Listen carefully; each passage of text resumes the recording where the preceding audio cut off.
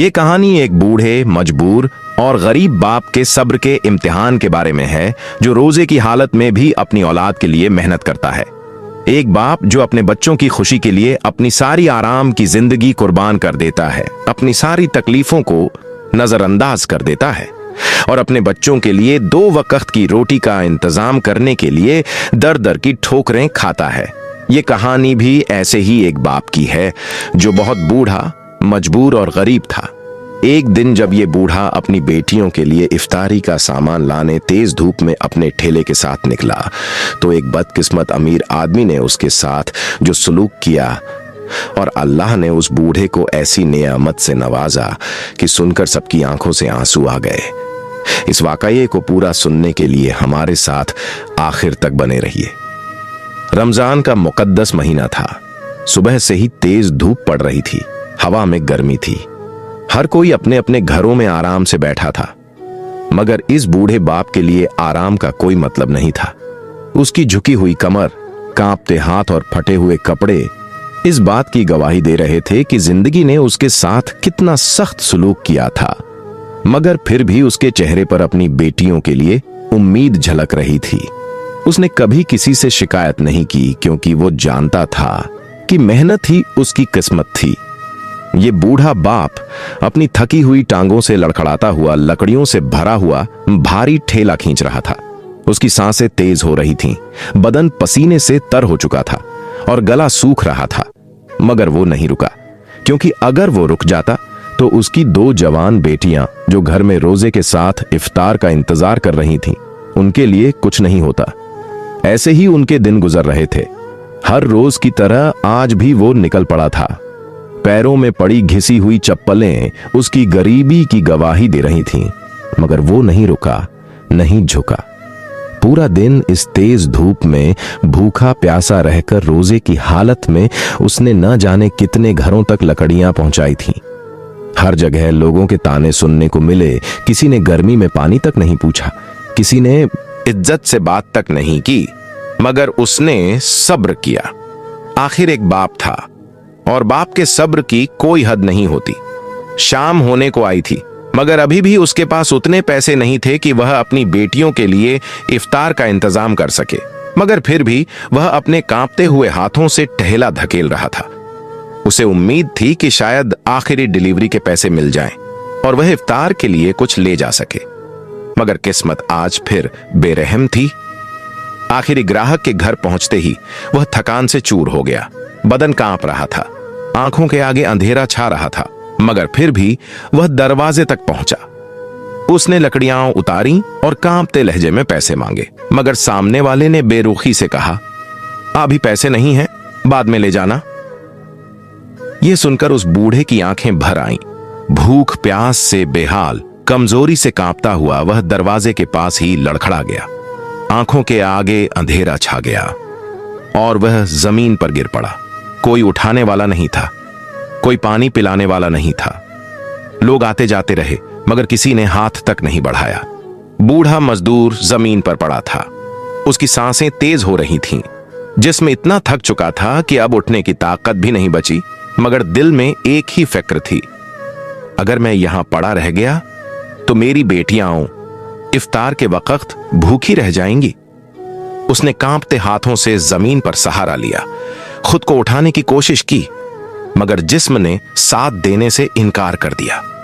लोग ताने कस रहे थे, यह तो रोज का है, यह बूढ़ा ऐसे ही पड़ा रहता है। कोई बस यूं ही देखकर आगे बढ़ गया। वह अपनी बेबसी पर रो भी नहीं सकता था। आंखों में आंसू तो थे, मगर पसीने में खो चुके थे। कुछ देर बाद जब सूरज डूबने को था, तो वह किसी तरह हिम्मत जुटाकर उठा।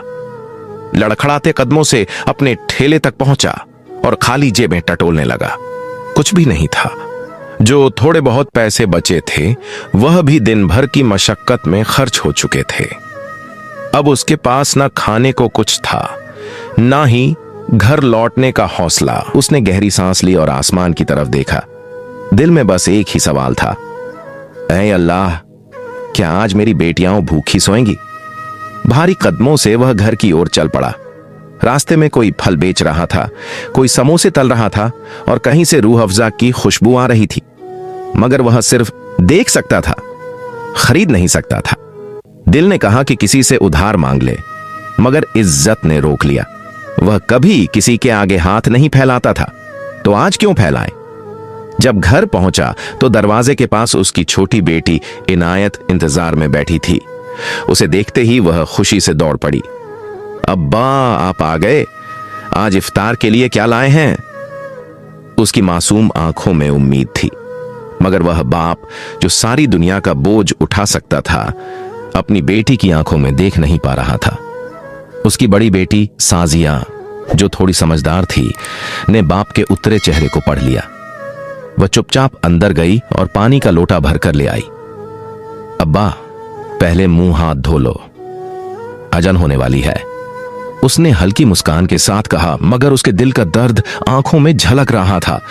उस बूढ़े बाप ने लोटा पकड़ा, मगर पानी पीने की हिम्मत नहीं हुई। वह जमीन पर बैठ गया, सिर झुकाकर फूट फूट कर रोने लगा। ऐ अल्लाह, मैं कमजोर हो गया हूं, मगर अपनी बेटियों के आगे कमजोर नहीं पड़ सकता। साजिया ने उसके कांपते हाथ थामे और धीरे से कहा, अब्बा कोई बात नहीं, अल्लाह हमारे सब्र का इम्तिहान ले रहा है और सब्र का फल हमेशा मीठा होता है। तभी मस्जिद से अजन की आवाज गूंजी। लोग अपने अपने घरों में इफ्तार की तैयारी कर रहे थे। कहीं खजूर सजी थीं, कहीं रूह अफ़ज़ा के गिलास भरे थे, मगर इस छोटे से घर में सिर्फ सन्नाटा था। एक बाप का दर्द, दो बेटियों का सब्र और उनकी आंखों में छुपी मोहब्बत। बड़ी बेटी ने धीरे से हाथ बढ़ाया और अपने अब्बा के कांपते हुए हाथों को थाम लिया। अब्बा, इफ्तार का वक्त हो गया है, हमें रोजा खोल लेना चाहिए। उसकी आवाज में हिम्मत थी, मगर अंदर कहीं एक नासूर था जिसे उसने छुपा रखा था। छोटी बेटी ने भी हौले से मुस्कुराकर कहा, अब्बा, पानी तो है ना? चलिए, पानी से ही रोजा खोल लेते हैं। अल्लाह हमें एक दिन इस सब्र का फल जरूर देगा। बूढ़े बाप ने कांपते हाथों से पानी का लोटा उठाया और कांपते हाथों से पानी पिया। पानी पीते ही उसकी आंखों से अश्कों की धार बह निकली। बड़ी बेटी ने भी पानी पिया और छोटी बेटी इनायत ने भी। तीनों ने मिलकर सिर्फ पानी से अपने रोजे को खोला, मगर किसी ने शिकवा नहीं किया, किसी ने अफसोस नहीं जताया। बाप का दिल बहुत भारी था। उसने पहली बार अपनी जिंदगी में इतनी मजबूरी महसूस की थी। मेहनत करना उसकी फितरत थी, मगर अपनी बेटियों को भूखा देखना उसके सब्र का सबसे बड़ा इम्तिहान था। वह उठा और घर के एक कोने में जाकर सजदे में गिर पड़ा। ऐ अल्लाह, मेरे गुनाह माफ कर दे। मैंने अपनी बेटियों को हर तकलीफ से बचाने की कोशिश की, मगर आज नाकाम हो गया। ऐ अल्लाह, तू ही इनका सहारा है, तू ही मेरी बेबसी को देख रहा है। उसकी आवाज कांप रही थी। उसकी दाढ़ी आंसुओं से भीग चुकी थी और उसके लफ्जों में वह दर्द था जो शायद कोई इंसान नहीं, सिर्फ अल्लाह ही समझ सकता था। बड़ी बेटी आई और उसने अपने अब्बा के कंधे पर हाथ रखा। अब्बा, अल्लाह हमारी दुआ कबूल करेगा। रात गुजर गई। बूढ़े बाप ने पूरी रात करवटें बदली। भूख की तड़प अब भी थी, मगर उससे ज्यादा तड़प अपनी बेटियों के लिए थी। आखिर वह कब तक ऐसे उन्हें सब्र का सहारा देकर जिंदगी गुजारता रहेगा? ऐसे ही करवटें बदलते बदलते सहरी का वक्त भी हो गया। साजिया ने अपने अब्बा को उठाया, फिर तीनों ने पानी पीकर ही सहरी की। सुबह हुई तो वह मजबूर बाप कांपते हुए अपनी टेम्पो को लेकर निकल पड़ा ताकि कोई काम मिल सके। तीसरा रमजान था। उसी मुल्क के एक नर्मदिल बादशाह के महल में दुनिया की हर नेमत थी। सोने चांदी के बर्तनों में खाना परोसा जाता था। दस्तरख्वान पर हर तरह की लजीज चीजें मौजूद थीं, मगर आज उसके दिल में एक अजीब बेचैनी थी। धूप बहुत तेज थी। वह सोच रहा था, क्या मेरी रियासत में कोई ऐसा घर भी है जहां इफ्तार के वक्त रोटी तक नसीब नहीं होती? उसने अपने वजीर से पूछा तो वजीर ने सिर झुका लिया। हुजूर, ऐसे बहुत से घर हैं जहां लोग इफ्तार के लिए भी तरसते हैं। बादशाह के दिल को ठेस पहुंची। उसने कहा, यह रमजान का पाक महीना है। इस महीने कोई भी भूखा नहीं रहना चाहिए। हमें खुद उन घरों तक जाना चाहिए जहां लोग इफ्तार के लिए तरस रहे हैं। उसने फौरन अपने खजाने से खाने पीने का सामान निकलवाया और अपने अमीराना कपड़े उतारकर एक सादा लिबास पहना। आज मैं बादशाह नहीं, सिर्फ एक इंसान बनकर उन मजलूमों तक जाऊंगा जिन्हें हमारी जरूरत है। धूप की तपीश में शहर की गलियों में बादशाह अपने वजीर और कुछ खास खादिमों के साथ महल से निकला, मगर आज उसकी शान और शौकत का बादशाह के चेहरे पर कोई निशान नहीं था। आज वह एक सादा इंसान की तरह था, जिसका दिल उन गरीबों के लिए तड़प रहा था जो रोजा रखकर भी भूखे सोने पर मजबूर थे। खजाने से तरह तरह का सामान निकालकर बड़े बड़े थाल, शरबत, फल, दूध, रोटी, गोश्त और ना जाने क्या क्या, मगर बादशाह ने यह सब अपने हाथों से उठाया और अपने लोगों से कहा, आज हम किसी को यह एहसास नहीं होने देंगे कि यह किसी बादशाह की मदद है। यह सिर्फ अल्लाह की दी हुई नेमत है जो उनके हक में थी। एक एक घर के दरवाजे खटखटाए जाने लगे। हर कोई जब दरवाजा खोलता तो सामने खाने पीने की दौलत देखकर रो पड़ता। कोई दुआएं देता, कोई सजदे में गिर जाता। बादशाह हर चेहरे पर खुशी देखना चाहता था, हर आंख से मायूसी के आंसू मिटाना चाहता था। इसी सफर में वह एक तंग गली में पहुंचा। अंधेरा गहरा था, घर छोटे और कमजोर थे। एक टूटा फूटा सा मकान उसके सामने था। वह रुका और अपने हाथों से दरवाजा खटखटाया।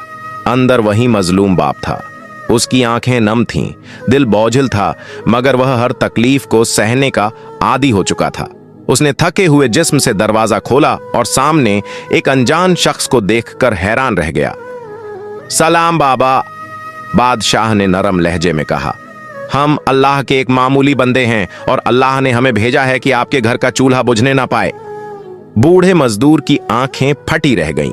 उसने देखा सामने खाने से भरी थालियां रखी थीं, दूध के मटके थे, खजूर और रोटी थी, और वह सब कुछ था जो उसने पूरे रमजान में नहीं देखा था। उसकी आंखों से आंसू बह निकले। उसने कांपते हाथों से बादशाह के पैरों को छूना चाहा, मगर बादशाह ने फौरन उसे गले से लगा लिया। बाबा, यह अल्लाह की रहमत है, मेरी नहीं। अल्लाह ने आपकी बेटियों की भूख देखी, आपकी मजबूरी देखी और आपकी दुआ कबूल कर ली। घर के अंदर बेटियां भाग कर आईं। जब उन्होंने यह सब देखा तो छोटी बेटी खुशी से चिल्लाई, अब्बा देखिए, अल्लाह ने हमारी सुन ली। बड़ी बेटी चुपचाप थी, मगर उसकी आंखों में खुशी की चमक थी। चूंकि साजियां बहुत ही खूबसूरत और नेक पर्देदार थीं, एक ही नजर में बादशाह को पसंद आ गई। बूढ़ा बाप रो रहा था, मगर यह आंसू गम के नहीं, शुक्र के थे। अल्लाह, तू कितना मेहरबान है, तूने मेरी मजबूरी को देखा और मेरी बेटियों को भूख से बचा लिया। साजिया ने बादशाह, जो कि बहुत ही आम लिबास में था, उसका शुक्रिया अदा किया और बोली, अल्लाह आपको बहुत कामयाब करे। उसकी नरम बातें बादशाह के दिल को चली गईं। बादशाह ने थोड़ी भी देर ना की और बूढ़े मजदूर का हाथ थामा और कहा, बाबा, मैं आपके लिए खुशखबरी लाया हूं। बूढ़े की आंखों में आंसू आ गए। पूछा, खुशखबरी? बादशाह ने हल्की मुस्कान के साथ जवाब दिया, अल्लाह ने आपकी एक बेटी के नसीब में ऐसा शहजादा लिखा है जो उसके कदमों में पूरी दुनिया की खुशियां रख देना चाहता है। बूढ़े मजदूर की सांसें थम गईं। क्या मतलब? बादशाह ने अपनी पहचान बताई और कहा, मैं इस मुल्क का बादशाह हूं और मैं आपसे आपकी बड़ी बेटी का हाथ मांगना चाहता हूं। बूढ़े मजदूर के पैरों तले जमीन खिसक गई। बेटियां भी हैरान रह गईं। क्या यह सपना था या हकीकत? बूढ़े मजदूर ने बहुत ही हैरत से पूछा, क्या आप सच कह रहे हो? बादशाह ने कहा, मैं बिल्कुल सच कह रहा हूं। अगर आपको और बेटी को कोई एतराज ना हो तो मैं साजिया से निकाह करना चाहता हूं। साजिया से? जब उसके अब्बा ने पूछा, बेटी क्या तुम्हें यह रिश्ता मंजूर है, तो उसने शर्माते हुए सिर हाँ में हिलाया। साजिया के बाप की खुशी की इंतहा ना रही। फिर बादशाह ने इजाजत लेकर अपने महल की तरफ रवाना हुआ। इधर रात गुजर गई, मगर बूढ़े मजदूर और उसकी बेटियों की आंखों में नींद ना आई। जैसे ही फज्र की अजान की सदा उभरी, बूढ़े ने सजदे में गिरकर अल्लाह का शुक्र अदा किया। उसकी आंखों से आंसू बह रहे थे, मगर यह आंसू तकलीफ के नहीं, सुकून और कबूलियत के थे। उसकी बेटी की किस्मत का फैसला आसमानों पर लिखा जा चुका था। सुबह की रोशनी फैलते ही यह खबर पूरे मोहल्ले में आग की तरह फैल गई। हर तरफ मुबारकबाद हो रही थी। कुछ लोगों की आंखों में हसरत थी तो कुछ की जुबान पर दुआएं थीं, मगर मजदूर ने किसी को कोई जवाब ना दिया। बस अपनी झुकी हुई आंखों से अल्लाह का शुक्र अदा करता रहा। बड़ी बेटी चुपचाप थी। वह इस बदलाव के बारे में सोच रही थी। क्या वह सच में एक महल की रानी बन पाएगी? क्या उसकी गरीबी, उसकी सादगी उस शानो शौकत में फिट हो सकेगी? मगर फिर उसे अपने अब्बा की थकी हुई आंखें याद आईं, उनकी मेहनत, उनके पसीने से भीगा जिस्म, और उसने खुद को यकीन दिलाया कि अगर यह अल्लाह की मर्जी है तो वह इस फैसले से पीछे नहीं हटेगी। उधर बादशाह अपने महल में पहुंचा और फौरन शादी की तैयारियों का हुक्म दिया। उसने ऐलान करवा दिया कि रमजान के मुकद्दस महीने में एक बड़ी नेकी करने का मौका मिला है और इस शादी को अल्लाह की रहमत समझकर अंजाम दिया जाएगा। पूरे शहर में खुशियों की लहर दौड़ गई। बादशाह का यह फैसला हर गरीब के दिल में उम्मीद का दिया जला चुका था। कुछ ही दिनों में काजी को बुलाए गए शहर के बड़े उल्मा को खबर दी गई और एक सादगी भरी मगर शान और शौकत से भरपूर शादी का इंतजाम किया गया। बादशाह ने साफ हुक्म दिया कि शादी में किसी तरह की तामझाम न हो, बल्कि सब कुछ सादगी से किया जाए ताकि यह एक मिसाल बने। बूढ़े मजदूर को जब निकाह का पैगाम आया तो उसकी आंखों में आंसू आ गए। वह कांपते हाथों से अपनी बेटी के सिर पर हाथ रखकर बोला, बेटा, अल्लाह ने तुझे बहुत बड़ी आजमाइश दी है। तू अब सिर्फ मेरी बेटी नहीं, इस मुल्क की मलिका बनने जा रही है। मगर याद रखना, हमेशा अपनी सादगी, अपना किरदार और अपनी नेकी बनाए रखना। बड़ी बेटी ने सिर झुका दिया। अब्बा, मैं हमेशा आपकी तालीम पर चलूंगी। मैं कभी अल्लाह का दिया हुआ यह इनाम भुला नहीं सकती। निकाह का दिन आ गया। पूरे शहर की निगाहें इस शादी पर थीं। जब काजी ने निकाह के बोल पढ़े और साजिया ने कबूल है कहा तो पूरी महफिल माशा अल्लाह और अल्लाहु अकबर की सदाओं से गूंज उठी। बूढ़ा मजदूर दूर बैठा अपने आंसुओं को रोकने की नाकाम कोशिश कर रहा था। उसकी बेटी आज मलिका बन चुकी थी, मगर उसके लिए वह वहीं थी, एक गरीब की बेटी जो अपने अब्बा के लिए पूरी दुनिया से बढ़कर थी। निकाह के बाद जब बादशाह ने अपने हाथों से उसे महल की डोली में बैठाया तो उसने कहा, बाबा, आज से आप सिर्फ इस शहर के गरीब नहीं बल्कि इस मुल्क के सबसे इज्जतदार शख्स हैं। बूढ़े मजदूर ने रोते हुए अपनी बेटी को गले से लगा लिया। बेटा, अल्लाह तेरा नसीब रोशन करे। निकाह के बाद जब साजिया को महल ले जाया गया तो पूरा शहर इस अनोखी शादी की मिसालें देने लगा।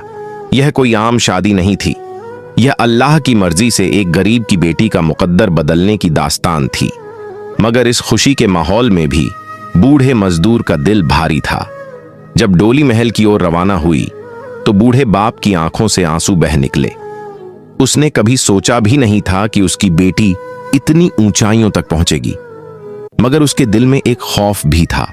क्या उसकी मासूम बेटी महल की दुनिया में खुद को संभाल पाएगी? क्या वह उन नए हालात में भी अपनी सादगी और पाक दिली को बचा पाएगी? छोटी बेटी इनायत ने अपने अब्बा के कांपते हाथों को थामा।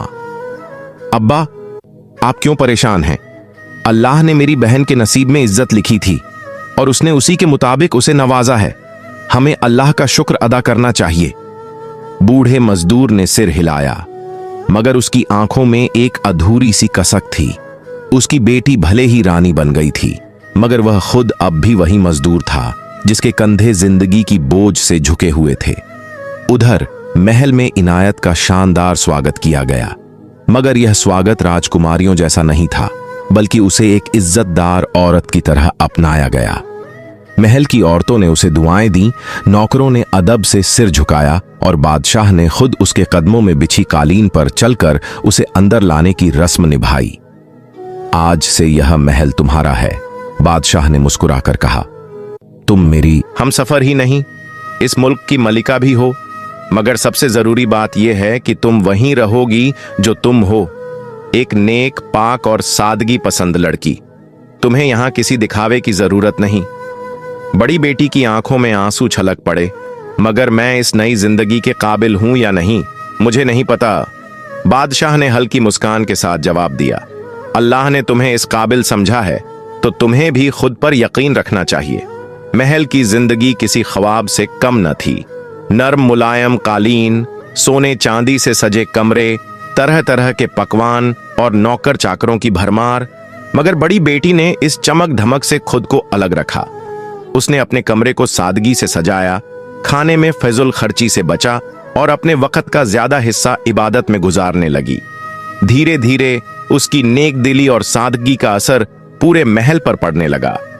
उसने नौकरों के साथ अदब से पेश आना शुरू किया, गरीबों की मदद के लिए खजाने का एक हिस्सा निकालने की गुजारिश की और महल के अंदर भी इंसाफ और मोहब्बत की हवा बहने लगी।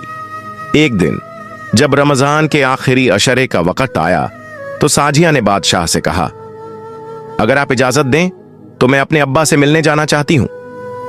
बादशाह ने हैरान होकर पूछा, तुम्हें महल की कोई कमी महसूस होती है? साजिया ने नरमी से जवाब दिया, नहीं, मगर एक बेटी के लिए उसका बाप ही उसकी असली दुनिया होता है। मैं देखना चाहती हूं कि मेरे अब्बा कैसे हैं, क्या वह खुश हैं, क्या वह मेरी कमी महसूस करते हैं। बादशाह ने मुस्कुराकर इजाजत दे दी और उसके लिए शाही सवारी का इंतजाम किया। मगर साजिया ने कहा, मैं अपने अब्बा के घर शाही अंदाज में नहीं जाना चाहती। मैं एक आम लड़की की तरह जाना चाहती हूं, जैसी मैं पहले थी। बादशाह ने उसकी इस ख्वाहिश की कद्र की और उसे सादगी से जाने की इजाजत दे दी। जब साजिया अपने पुराने घर पहुंची तो दरवाजे पर खड़े बूढ़े मजदूर की आंखें भर आईं। उसने अपनी बेटी को गले से लगा लिया और देर तक रोता रहा।